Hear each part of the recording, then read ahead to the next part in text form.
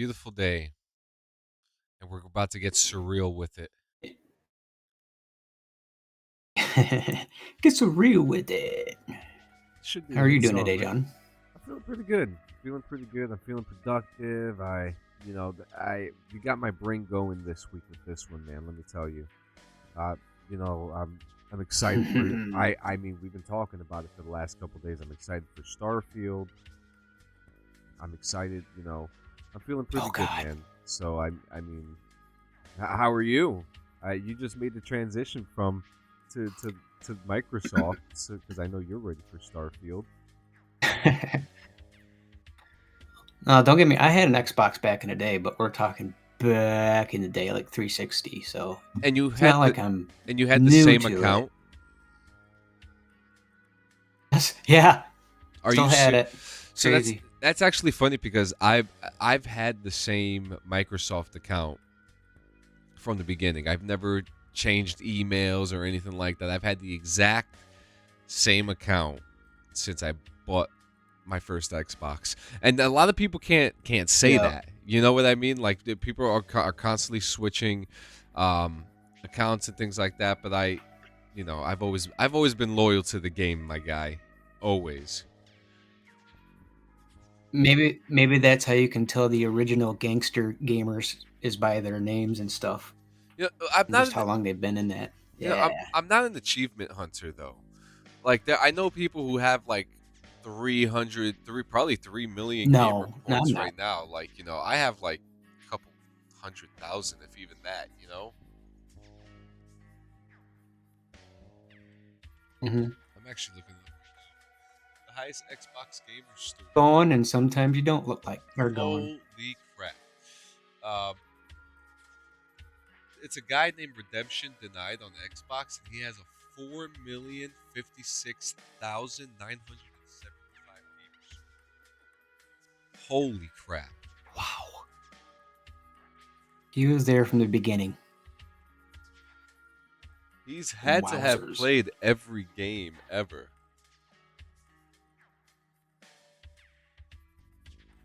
That Before there were reviews, he was reviewing.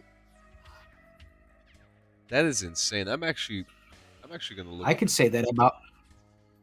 about what? I could. I could say that about original Nintendo games. About original Nintendo games.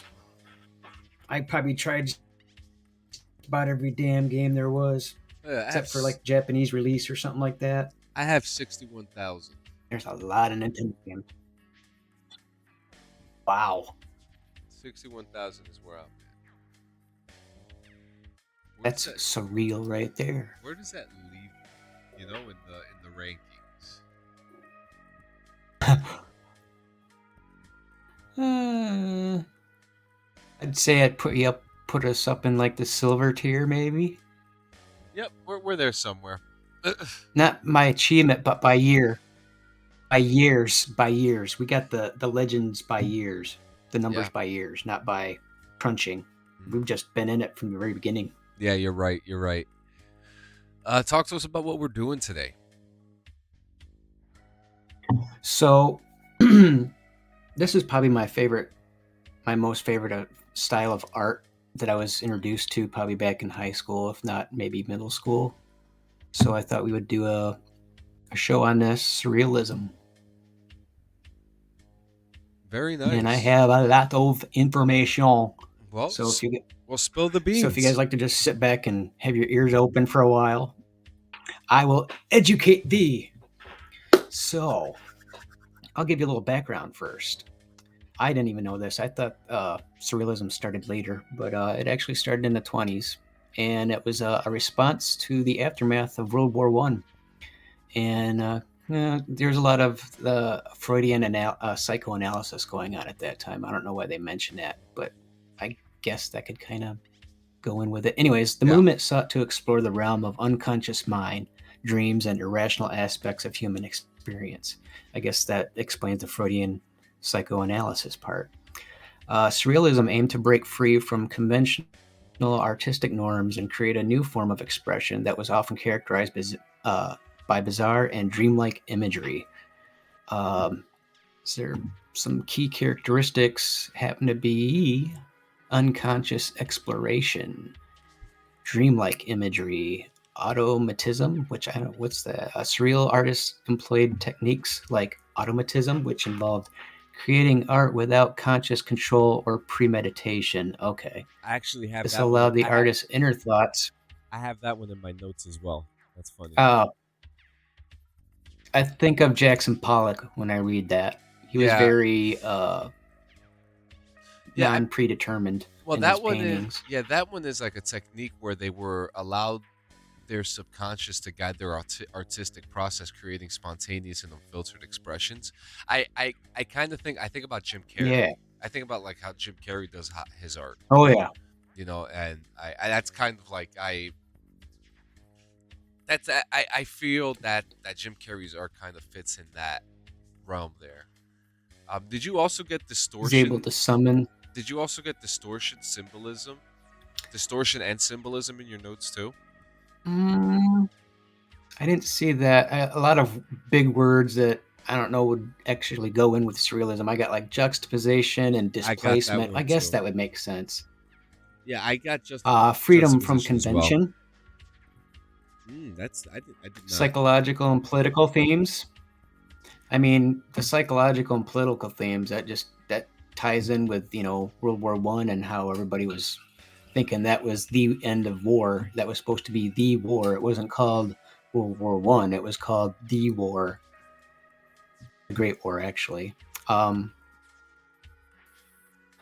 I'll give you some names here of some of the famous surrealists. Probably the most famous one of them was Salvador Dali, The great, um, which I mean, this is for his probably the eccentric and third. highly detailed. We've been talking about Dali the last couple episodes too. So I mean, there's Oh God, if you don't bring up Dali in this conversation, it's like, what are you doing?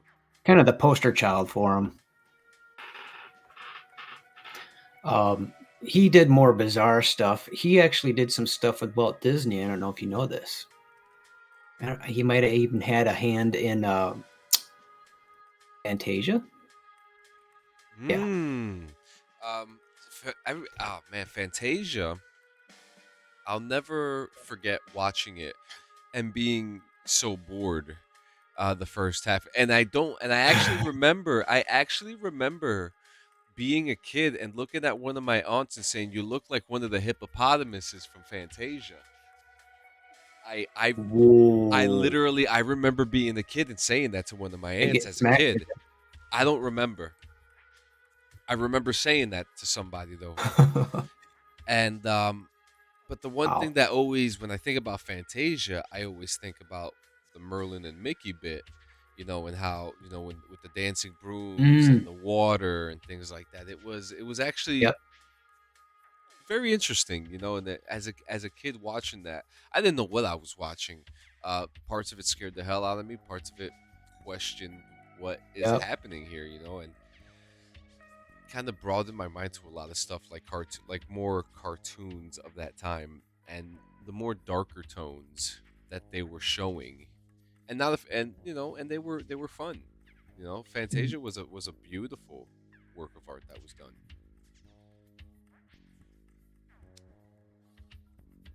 Now, when you saw that the first time, were you a kid or older, like in your I was a teens? I was a kid. I must have been, oh god, maybe Okay. anywhere between 5 to 9, maybe even younger than that. Okay. I was much older. I was like 16 or 17 when the first time I saw it. Just one of those I missed. Don't show You your know. age. Don't show your age, Strobridge. I'm just saying. Have you ever heard of Renee? No. Oh, I'm gonna have to use my Google uh, for this one. this other guy. Yeah, you have to check him out. Actually, I think he's one of the pictures I did like a portrait of. Rene Magritte. No, I did not do him. I'm sorry, but he's another famous surrealist. His paintings are marked by a sense of mystery and illusion. That really doesn't describe him for me enough, but I'll have to check his stuff out. I didn't look him up when I was looking up surrealist art, but that's one of the names it gives me. Max Ernst. He's a well-known surrealist. He was known for his innovative use of collage and frottage, rubbing surfaces to create textures, techniques. And I actually have a couple paintings like this, so I guess I'm a collage frottage surrealist. His art often had a raw and primal quality, reflecting his interest in the unconscious mind. Do you have any surrealist artists So that you like or that so this popped up? so this guy was considered an existentialist, but his art form was very Mm-hmm. surrealist. And I'm talking about the mathematical genius MC Escher. I have always been a fan Okay. of his work growing up. I've always loved what he's done, especially like the movie Inception, taking a lot of inspiration from the work that he has done. I'm looking at MC Escher movies right Yeah. now, and again, he was never a surrealist. He was existentialist, but his art form portrayed to me surrealism. Um, and this is another, he was another artist during the 1920s that, you know, after the war and stuff, that was kind of brought I up. think he's probably one of the first artists I was exposed to was Escher, Yeah, because you see posters in the malls and the stores all the time.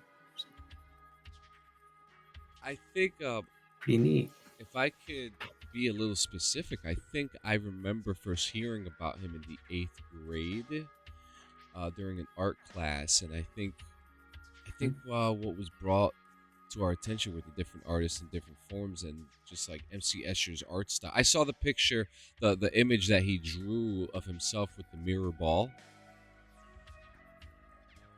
You know which one I'm talking about? Yeah. So that one I always Yep. Yep. that's Very what good detail. yeah, so that one I saw that one and it just spoke to me, and then I saw the one with the stairs and all his different art forms, and I'm just like, wow, like this is very very intense, very intense. But I mean, let's not waste any more time. There's a lot of importance to it too at the time, because I mean, the the movement of the 20s had some significant historical importance too. Um, Surrealism emerged in an aftermath of World War One, a period marked by tremendous upheaval and trauma. The focus on delving into unconscious mind and dreams was a response to psychological turmoil experienced by individuals during this time. Sigmund Freud also gained prominence during this era, influencing the Surrealist emphasis on exploring the depths of human psyche. So, yeah, there's these two things going on. Medicine was a big uh, upheaval too at this time because uh, I believe this is when they started criminalizing certain things too, like opium and stuff. And I'm pretty sure some of these early artists were probably delving into that to get some of these subconscious representations. Yeah. It was also seen as a form of cultural rebellion too. In the 20s, there was a lot of, it's called the Roaring Twenties for a reason. So there was just this huge explosion of art. You have jazz going on, you got paintings, you got movements going on, political and social context. Surrealism wasn't solely concerned with uh, artistic expression; it also addressed broader political and social issues. Many surrealists politically engaged and used their art as a means of critique and protest. And I do believe that some of them might have been seen as communists at one point. I do remember hearing about that Oh, at like certain like propaganda times. work.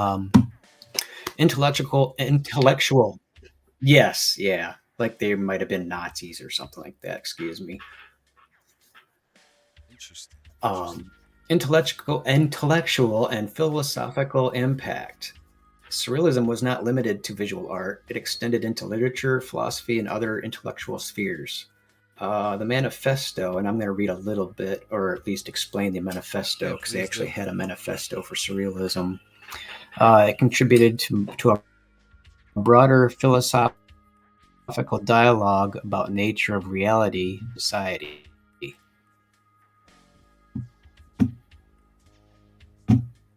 Very nice. Um, the manifesto I speak of, writing manifestos hear about nowadays are from people you don't necessarily want to meet. So when I heard manifesto, I was like, oh. But some key things to remember when you're talking about this stuff. It opens with a definition of surrealism as pure psychic automatism. That word you like again. Yep. Uh, which refers to process of expressing thoughts, ideas, and emotions without conscious control or censorship. It emphasizes the importance of tapping into the unconscious mind to reveal deeper truths. Some of the other this manifesto is imagination and reality. I mean, you need those, right? Absolutely. Uh, I think the main factor, and they kind of have it lower on the list, was dreams and unconsciousness. I think this is probably number one. Manifesto underscores the significance of dreams and the unconscious mind as source of inspiration. Surrealists believe that the exploring dreams and tapping into the irrational aspects of the mind, they could access profound insights and truth. And some of these paintings, you definitely say they tapped into that. Revolt against logic and tradition. That pretty much kind of speaks for itself. Social and political critique, we've kind of talked about that. Collaboration and unity. This did bring certain people together that probably wouldn't have been together. I know some of my circles were very into art, and I know I was definitely intrigued by that. Freedom and liberation. Throughout the manifesto, it emphasizes the concept of liberation from societal norms, constraints of the mind, and artistic limitations. Surrealism is portrayed as a means of breaking free and achieving a higher level of consciousness. Very nice. Well, There's so much more, but if you wish to look up more, you yeah, should I'm just going. Google it. Yeah, let's It's a do it, very man. interesting subject. It is interesting, and I mean, let's show off what we got. Yeah. Ah, Enough talk. Wow, John. yeah. I told you it wasn't easy, but I got some interesting stuff. I dig. So I wanted the art style that we've been talking about, surrealism, but I wanted things that defy the Mhm. laws of nature and perception. So I wanted in this scene, I wanted to have like sea life elegantly gliding through the sky with like scales catching the ambient light as it navigates the air currents. Um, what I also wanted to have is floating teacups and chairs. No significance to it. I they're light in nature, and there's just some, I don't know, teacups and Mhm. chairs with the shapes that they already do have a surreal shape to them.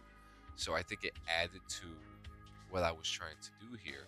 But with that, I wanted to float the teacups and chairs suspended in midair as if the gravity holds no power over them. And the teacups and chairs drift in a whimsical arrangement, creating surreal dreamscapes that challenges our understanding of Hmm. reality.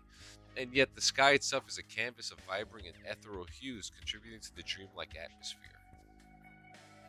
I also wanted to merge like aquatic life in the skies, everyday objects. Um, inviting people to step into a world where the boundaries of possibility are blurred. You know, surrealism. Mhm. It also reminds me of what would be a good Pink Floyd CD cover. Mm, very true. I've seen art like that. I like that. Very nice. And I mean, speaking of album covers, talk to me about this one. Oh yeah. So with all that AI music and stuff we've been listening to, and you turn me on to this, and I turn you on to that, I figured I'd kind of try to do an album art cover, and I figured if we're doing surrealism, um, I'll try Nevermind. So I have somewhere around here. I never had my cues up for my prompts in time. Do you consider Nevermind to be their best album?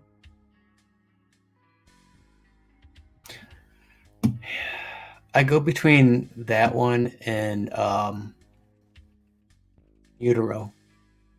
Yeah, I I'm like gonna the say if you could combine those two albums into one, it'd be awesome. yeah I did Um, I liked In Utero. Obviously, Bleach is a classic. I,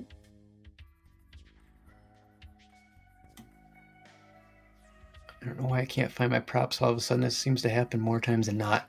But I know I used some killer prompts.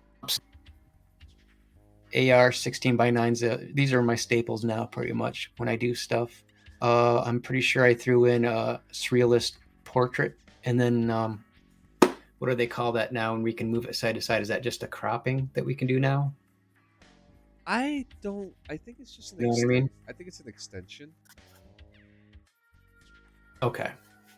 like And an then that, of extent. course. Yeah, very beautiful strobridge. Very beautiful. Yeah, we seem to be in our ocean mine right now with your pictures and my pictures. I like how those two went together. I didn't even like purposely like do that, but yeah, I mean, Hey, synchronicity, man. yep. So this one, Ooh. I made so many of these. These were so hard to put together. Let me tell you. Let me tell you, my What did friend. you use? I wanted to use the whole like symbolism with the newspaper clippings and propaganda, like we were talking about before.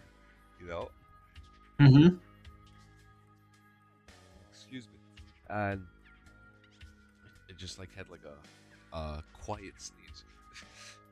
So I wanted newspaper Oh, clippings bless you. and torn thank you, and torn photographs in the surrealist composition of artwork portraying the battlefield, in a battlefield where like shrapnel is on them, debris, reflection, fractured images of the environment around them. Um, I wanted to have gears of clocks moving to portray time. Not knowing the perception of time during a hostile situation, no matter what kind of war you're fighting, whether that be mental or physical. Right. But I wanted the metallic movement synchronized with the ticking of inner mechanisms. The sky is a surreal blend of fiery oranges and cool blues. It is in there. I wanted the cool blues in there, so, just to show off that there is something nice in there. I know you can't see it, but it's Mm. hidden above the madness. But I also wanted, with clouds taking on the shapes of distorted faces and melting landscapes in the distance of, we have just clouds moved into blooming flowers, and I just wanted to symbolize destruction and rebirth intertwined. It captures. I like. I wanted like to really capture like the chaos and disorientation of World War III through like unconventional lens of surrealism, if that makes sense. It does. I like how it's not necessarily.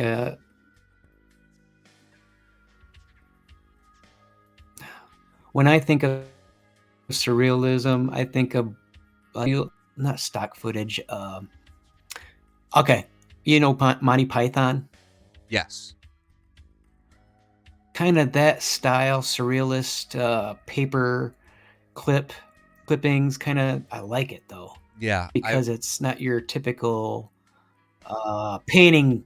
Like it's not like an oil painting of surrealism. It's more of a paper mache or something like that. Yeah, I yeah, like and that. and I am a fan of that. Like when you see like some of these old like propaganda style newspaper clippings and they're put together like a ransom note. I mean, I think that style is Yeah, pretty cool. I would love to play around with that one day. Let's see what's the next one. definitely.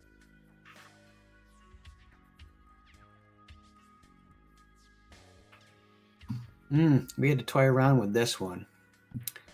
Um, so we just know my common prompts. We're just gonna start memorizing those people, right? HDR, Unreal Engine, AR 16 by 9 or dash 9, whatever you want to call that. But I wanted to. Oh, We were talking about graffiti not too long ago either, and how you get to yeah. see some cool stuff where you're at. I might see it occasionally. And I wanted to bring that to the surrealism world. So I know I combined modern day art graffiti with surrealism. Mm. I may have even thrown in some color prompts like you did with your last one, like the blues and the sandstone color. Yeah, I love this because it's kind of like And this reminds me of like this a is actually a little different from what I gave you. Yeah, this one kind of reminds me of like a Pueblo type neighborhood. And Yes. and it's like it's Yes. street art on the Pueblos, and I think that's really cool. I think that would be really beautiful to see. It probably happens already, and we don't even know. Mm-hmm. Amazing, Exactly. amazing.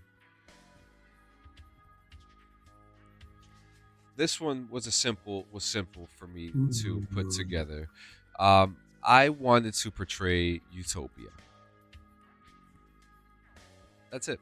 I just wanted to make a surreal I like you. form of utopia. And I have, if you guys don't know already, I have a thing for trees, and not the ones that you roll up and smoke. I'm talking about actual It does. trees that grow. I'm talking about the good old the trees are older than sharks, right? Like, so trees. Oh no, or is it the other way around? And they're the oxygen makers. Yeah. So, you know, I think that You know. I've done a couple of forms of different trees in some of the artworks that I've made, and this one I want to have like a city, a perfect world, a utopia where people can be themselves and you know live life and skateboard down the street and pour graffiti on the brick walls and eat a hot dog and put macaroni and cheese on it or something. You know what I mean? Like, Rich life. yeah, just utopia. Just just a utopia, But this is another one of my top ones that I really did enjoy making.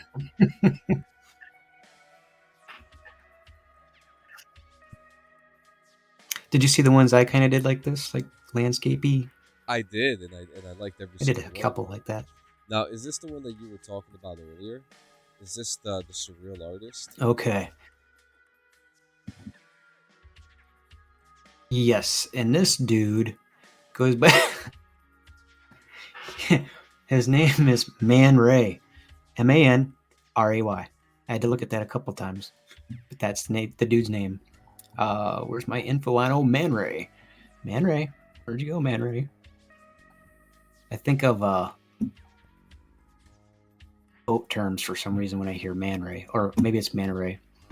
Anyways, Man Ray's work also delved into the Dada movement, which I'm probably pronouncing that wrong. No, yep. Dada MC movement MC in M, experimental photography. MC Escher He was is a known part of for that his movement innovative too. use of photographs.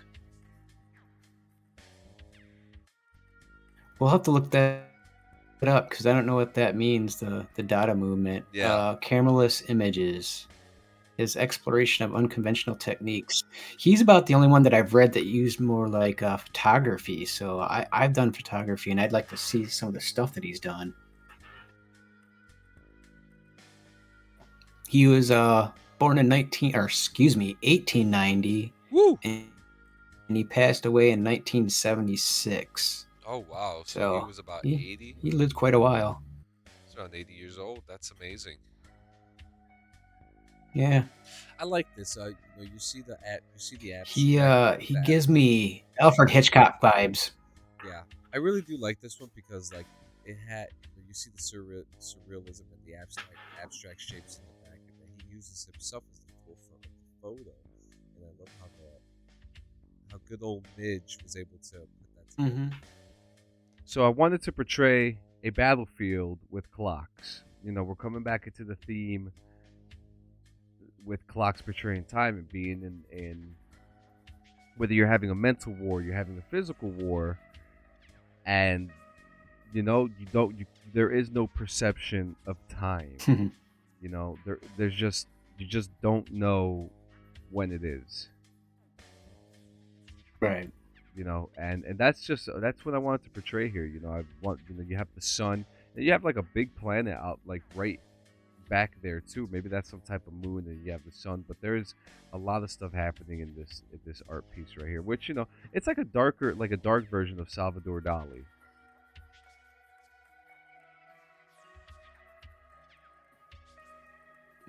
Very. Talk to me about this one. Turn down nuggets.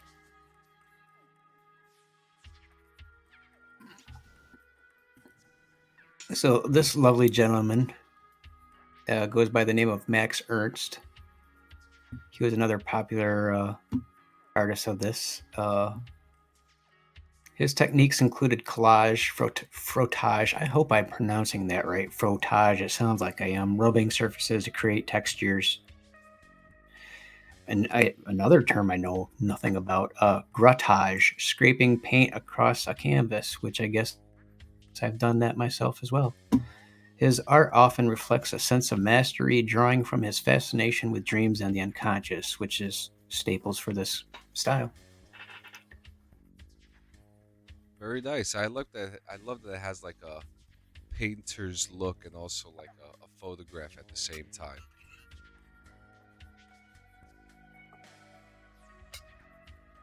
Yes, I was trying to go for a portrait again, just like Man Ray the last time, because I didn't really know a whole lot about them. So I figured it'd be nice to kind of have like a picture of them to because I mean people have heard of Dali, they know how he looks. So I Yeah. wanted kind of the same feel for some of these other guys. I wanted them to have their own picture, if you will. Yep. That's And about it for him. He was a pretty cut and dry dude. my final one that I have here, spaghetti horse. Oh, So this one I wanted this I wanted like literally just completely surreal, featuring a scene where reality blends and stretches in intriguing ways. But in this unique world, I wanted a figure walking gracefully on. I originally wanted a person on stilts, right?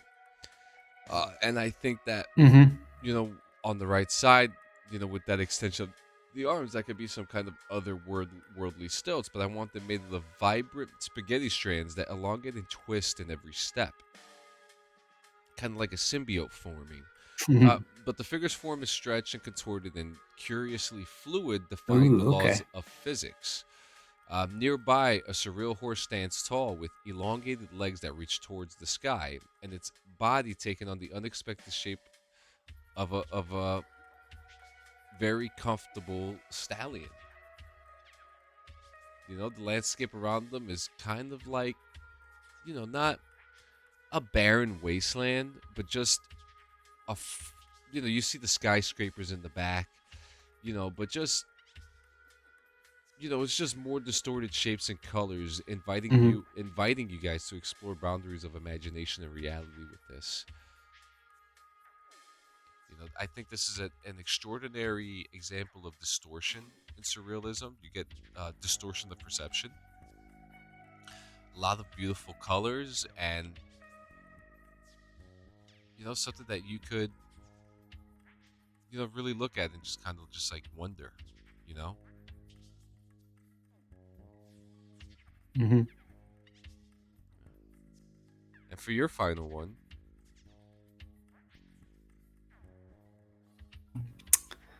Oh, maybe I did do a. I did mention Rene Magritte earlier, and this is him, and I apologize. I didn't think I actually did a picture of him.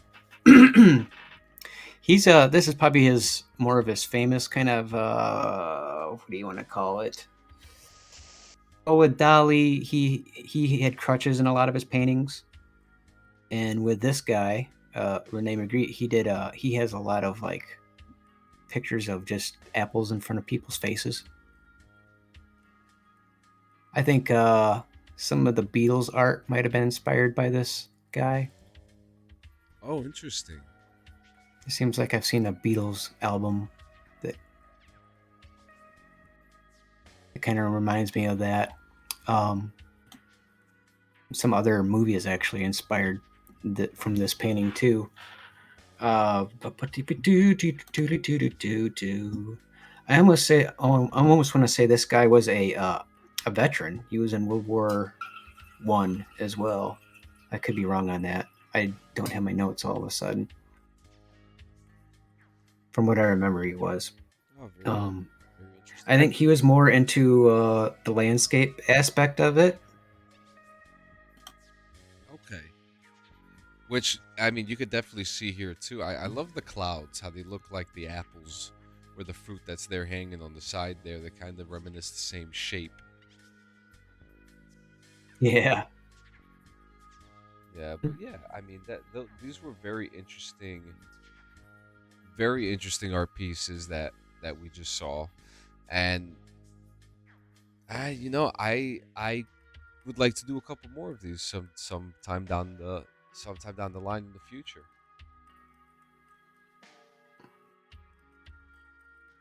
When it gets brought up in a conversation again.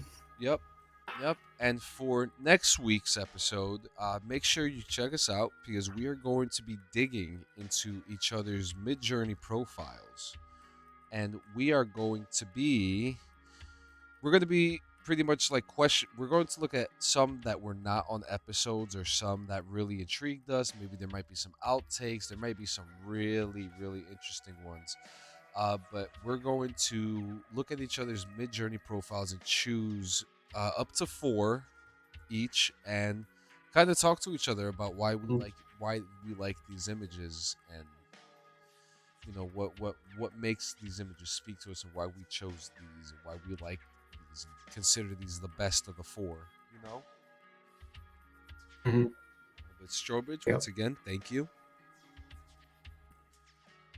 Yes, and I apologize if that affected the end there with the descriptions, but that little problem.